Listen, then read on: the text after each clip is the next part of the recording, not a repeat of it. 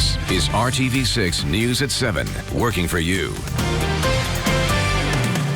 Good evening, and thanks for joining us here at 7 o'clock. I'm Mark Mullins. First, we've had strong storms move through the area. Let's see where things stand right now. We're checking with WRTV6 Chief Meteorologist Kevin Gregory. Your view looked a lot better looking west right now. This was on the southeast side of Marion County mid to late afternoon as the storms rolled through with very heavy rainfall. Portions of Marion County between 1 and 2 inches. Now, these are rainfall estimates over the last 24 hours, but a big contribution did come during the afternoon hours today, anywhere from 1 to 3 inches of rain. Notice what you don't see west of Indy, drying out. We've got pockets of rain, northern portion then of Hamilton County. The largest area of rain, Newcastle, shrinking on up toward Muncie, a little heavier in southern Jay County around Portland. And this has been the strongest storm in the last hour, has now cleared well to the east of I-65 between Columbus and Seymour, headed for North Vernon and Versailles. Temperatures in the rain-cooled air, upper 60s to lower 70s. Between 9 and 11, we'll see this all calm down, Mark. So if that's leaving, what's arriving? We'll talk about that coming up. We'll see you soon, Kevin. Thank you. Around the country and here in central Indiana, all eyes are on schools and how the beginning of the fall semester might be impacted by the coronavirus pandemic. Several central Indiana schools have reported COVID cases in students or staff. Today, the State Department of Health reported an additional 582 positive cases between Friday and Sunday and 5 additional deaths. The state's 7-day positivity rate is at 7.4%. As of yesterday, 904 people are hospitalized with COVID-19 across the state. A Ball State study shows that up to 85,000 students in Indiana do not have internet access at home. The Rebound Indiana takes a look at the barriers that could keep people from having success during and beyond the pandemic. RTV6's Stephanie Wade has more on the changes being proposed to help kids who are learning from home. We're 6 months into this and we haven't thought through how some of this is going to work. And I think that we're at risk of leaving a substantial share of Hoosier children behind. Michael Hicks, the director for the Center of Business and Economic Research for Ball State, calls internet and Wi-Fi disparities among students one of the most compelling public policy problems of 2020. We're talking here 6.5%, 1 out of every 15, 16 kids who have nothing. They just don't have any broadband, any internet access, nothing. As students are already returning to school this week, IPS, the largest district in the state, voting just last night to begin the school year entirely virtual, says they're deploying devices to their students over the next 2 weeks to ensure everyone has what they need to access learning. We are a 1-to-1 district now, so every student, K2, will be supplied with an iPad. 3 through 12 will be supplied with a Chromebook. We've ordered MiFis for families who have that need. The Ball State study found the up to 85,000 students with no internet access live in rural places where broadband is less available and urban areas like Indianapolis. The solution? I do think it's going to require the state General Assembly relooking at how we deploy broadband, how we allow communities to help subsidize that. And at the same time, and this is a much more urgent problem, is to find alternative locations for kids to go to school. We have empty big box stores that could be converted to learning centers where Wi-Fi could be provided. Knowing losing every 1 in 15 kids to online access means they might not be able to catch up. And that's really, I think, the worry that we have. This is a problem then that will be still plaguing our economy decades from now if we don't find a solution to that educational problem right now, this fall, during this time. Stephanie Wade, RTV6. Several internet providers offer programs for eligible low-income households. You can find more information and links to other resources right now at theindychannel.com/safely back to school. Some districts are already back to the books while others are getting ready to get back to the scholastic schedule. Our Troy Washington is working for you to show you how one church is stepping up to meet a unique need this school year.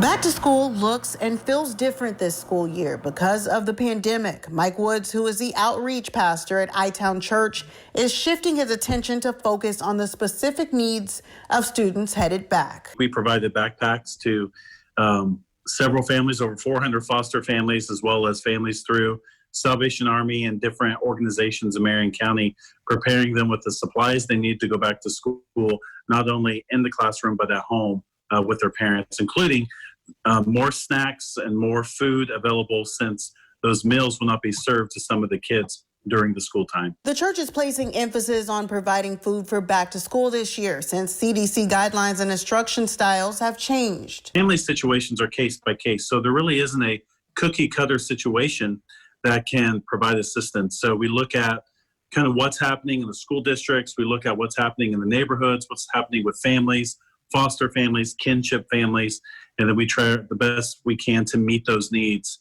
in the most efficient way possible. Some school districts have really great lunch programming where families can come pick it up. Another thing you have to factor in, though, is there is transportation limitations. Even if the school does provide good meals, families may not be able to, according to their work schedule. Is it a single parent? Is it a multi-parent home? Is it a situation where a family member is leaning on a grandparent or an aunt or uncle or an older sibling? They may not have the access to go. In order to perform their best, students need nutritious food, and that's what the church plans to deliver. Every week through our website, we do make some deliveries throughout Marion County based on the need and based on our ability to deliver and the quality of food that we want to deliver. Working for you, Troy Washington, RTV6. Federal unemployment benefits have expired for Americans who have lost work because of the pandemic. Lawmakers in Washington have yet to make a deal extending those benefits. The state's moratorium on evictions expires in just 2 weeks. And now a record number of Hoosier families could be at risk of experiencing homelessness. RTV6's Megan Sanctorum found out how a Hendricks County organization is now stepping up to help keep hundreds of people in their homes.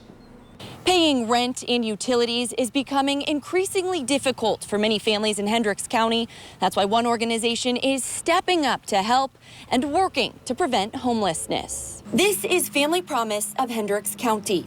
Located in an old church, this organization works to provide emergency housing and things like rent and utility assistance to those in need. And the need continues to grow. During the pandemic, they've typically been helping around 180 families per month. In July, they helped 308. And the eviction moratoriums, the unemployment, the utility disconnects that weren't happening, all of those things have really helped a lot of people keep their heads above water during the COVID crisis. But what we've found is that as the months go by, the support is decreasing. And they fear the crisis is only going to get worse. But they say thanks to a $100,000 grant from Impact 100, they'll be able to help hundreds of families stay in their homes through an initiative called the Powerhouse Project. Not only do they provide rent and utility assistance, but they give people the tools they need to succeed long term, like help with transportation and new jobs. I have my pride back. I have my dignity back. I don't have the worries that I had before, the stress. I couldn't sleep. You know, I'm just sitting there, what am I gonna do? How can I get through this next day? How am I gonna get through these next 6 hours? What are we gonna do? You know, and like I said, they gave me every tool I needed to get everything fixed. Working for you, Megan Sanctorum, RTV6. Well, this month, a local community drumming initiative is putting the focus on giving a voice to those who they say often go unheard. The Pulse Project Indy is a drumming initiative that focuses on community, culture, and social justice. For 4 weeks in a row, they are performing an interactive rhythm session called Seen and Not Heard. We spoke with the owner, who says they are using the drums to be the voices of those who are underserved and live in vulnerable communities. We are presenting Seen and Not Heard, which is centering voices that are often unheard. Black, Indigenous, people of color across the city in predominantly white neighborhoods where oftentimes they're ignored, voices aren't heard, or just simply shut out. And so we're using our drums to represent those voices right now. The group will be back the next 2 weeks for the Seen and Not Heard session at 4 p.m. at the Emerson Theater on East 10th Street. Still ahead on RTV6 News at 7, the tough lesson learned by a couple that wanted to go with a local company for a big move back to Indianapolis.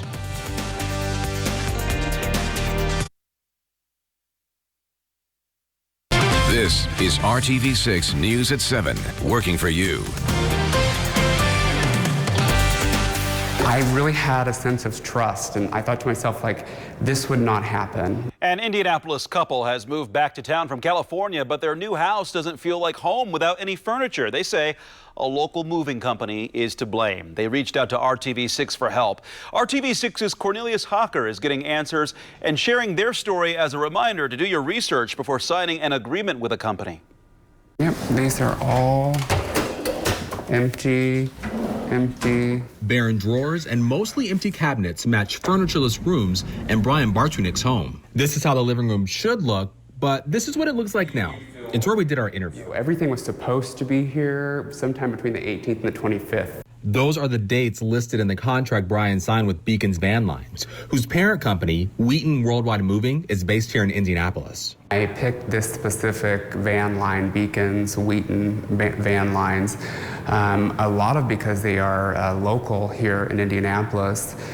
And I chose them. They were not the cheapest bidder for the job. Brian says he and his husband can't just stay in a hotel because they have 3 dogs. Plus, that would end up costing them more money. It's really disheartening to think that they put these customers like me in this position where you sign up for something and that it's substantially different. Before signing any contract, you can look up a company online on sites like the Better Business Bureau or Yelp. They both let you read customer reviews and even see when companies reach out and respond if there's an issue. For Brian, it's a hard lesson he's had to learn, and it's one he doesn't want you to go through. I hope they'll really do their homework and check into their reputation of the moving companies. Working for you, Cornelius Hocker, RTV6. Well, A.J. Schneider, the executive vice president of Wheaton Worldwide Moving, did get back to us. He acknowledged the problem, apologized, and says they are working to make it right. Brian tells us that after we contacted the company, they reached out saying that they were going to pay for the move. That furniture, by the way, is expected to get to Indianapolis this week. I'll show you a shrinking area of rain between Muncie and Portland and a developing area of rain in Hamilton County. We're not quite done with the rain yet this evening. We'll talk about that coming up.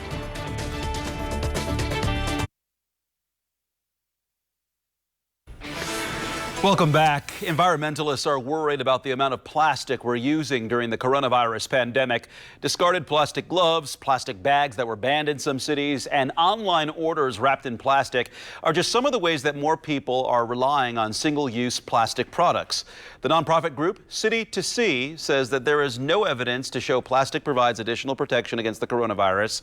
The World Health Organization says the virus can survive on plastic for up to 3 days. Environmental groups worry the extra trash will make its way into the oceans and other waterways. Tropical storm Isaias is now forecast to strengthen into a hurricane again and reach the Carolinas tonight. Residents in parts of South Carolina and North Carolina, well, they're already preparing. Hazards include high surf, strong winds, heavy rain, flash flooding, and tornadoes. To the north, major cities like Philadelphia, Washington, D.C., and New York City will experience high winds as the storm moves east. And Kevin, this storm has been hugging the eastern seaboard so far. Yeah, kind of unusual that it will traverse the whole east coast and have its impact. For us, once that moves off to the east, it'll set weather systems in motion west to east across the country. Fairland, if you're on I-74 leaving southeast side of Indianapolis, you'll see that in Shelby County, northwest of Shelbyville. 1.8 inches of rain, just a little over that. This afternoon came down quickly. Temperatures in the mid to upper 60s anywhere in the eastern half of the state. More rain there, thicker cloud cover. Where you haven't had rain, temperatures have managed their way back into the upper 70s. As you look west from Indianapolis, most areas are going to remain dry this evening. We still have a couple flare-ups that I'll show you in a second. So we'll just say overall these are diminishing. And I think once we get to sunset, right at 9 o'clock, everything really starts to lose strength. Slow temperature drop and patchy fog likely late, especially if skies clear in a couple of spots. Not much happening western portion of the state. We'll go on a little radar tour here. Versailles getting the heaviest rainfall now. We have Muncie to Portland, this shrinking area of rain popping up now. Northeastern portions then of Hamilton County flaring up, and then it will calm down. Also northwest portions of Madison County. Here's an area of rain just to the southwest of Monticello. Lake Schaefer and Lake Freeman may bring some rain into northern Tippecanoe County. And you can see from Clay County, Brazil, back along 70 into southern Vigo County. Rain continues there. Our rain chance first thing in the morning, very unlikely. Then will be dry Wednesday, Thursday, and Friday. Temperatures in that stretch will be below average for several days. We're on quite a roll here. Tomorrow, partly sunny. Be patient. We'll have more sunshine in the afternoon than the morning hours. 76 on Wednesday. We pick up a little momentum as we get to Thursday and Friday. Tomorrow, temperatures in the 70s, a mixture of clouds and sunshine. You'll notice the wind, a change in wind direction brings drier air in, so we'll lower the humidity. Keep our temperatures on the cool side. 76 on Wednesday. Once the area of high pressure moves to our east, that'll change the wind direction again and start to take these temperatures and raise them by about 10 degrees by the time we get to the weekend. Looking at generally middle to upper 70s Wednesday. Thursday closer to 80 degrees. If that's our goal, we'll make it on Friday. Temperatures over the weekend, mid-80s. The chance for thunderstorms increases late Sunday. They're a little more likely next Monday. Mark? All right, Kevin, thank you. Indianapolis has joined the growing list of cities with major streets that carry the words Black Lives Matter. It's a sign of solidarity that we've seen across the country since the death of George Floyd. RTV6's Stephanie Wade spoke with artists and leaders as they took to Indiana Avenue this weekend. Visual art has a way of bringing people together, and so you have to kind of meet people where they are. I want you to know my legacy. People understand this moment. People understand that this is a time for creatives to lead. In the nation's fight to end racial injustice, We feel proud to be a part of as artists in the community to make sure that we're doing our part as well to help accelerate the movement and make sure that this moment doesn't pass us. Black local artists are painting the words Black Lives Matter along the historic stretch of Indiana Avenue, a once prominent area for Black-owned businesses in the city's early days. Indiana Avenue used to be a very rich and bustling place for Black creators. My great uncle was one of the great jazz musicians who played on Indiana Avenue. There's a lot of history here in this area. Near the Madam Walker Legacy Center and the headquarters of the Indianapolis Urban League, it isn't just those three words artists hope people recognize. Crossroads of different intersections that people were gunned down by police violence here in Indianapolis. And so I'm honoring them. I'm going to write their names down. But also the faces of people killed by police right here in Indianapolis. People like Christopher Goodloe, Drayshawn Reed, McHale Rose, and Eleanor Northington. George Floyd is a household name, Sandra Bland, things like that. We have people right here in our community, people that we may have walked by at the grocery store, at church, or at school. And I want us to know everyone's name. Each artist having their own creative freedom to paint what they want people to feel. If you can just stop and reflect and think about what am I doing to move things forward, what am I doing for forward motion and to progress the movement. Advocates say this mural will serve as a continual reminder for the need for growth in recognizing Black Lives Matter. Reporting downtown, I'm Stephanie Wade, RTV6. Stephanie, thank you. That portion of Indiana Avenue from Blackford Street to West Street will be closed through Thursday to give the mural enough time to dry. RTV6 wants to help continue the important conversation on race that has started in this country. Starting tomorrow, RTV6 and our partners at Radio 1 will host a series of discussions exploring racial issues, the recent protests, and civil unrest in central Indiana. They will take place every Tuesday this month at 5 p.m. on the RTV6 Facebook page. We'll be right back. The Navy's first female Black tactical fighter pilot received the Golden Honor over the weekend. Lieutenant Madeline Swegley received her Wings of Gold Friday night. She completed her training at the U.S. Naval Academy earlier this month. Swegley said that she knew she wanted to be a pilot ever since her parents took her to see the Blue Angels. She hopes her accomplishment will inspire others to become fighter pilots as well. Congratulations. That is huge. If you've ever seen a Blue Angel show, it inspires a lot of us, right? But to follow it through. To follow it all the way. Yep. Sky is the limit, literally. All right, a downpour west of Indy. We've got the most rain in the eastern portion of the state. And let's give you a live look from Greencastle there. That's how we leave you tonight at 7. We'll see you back here tonight at 11.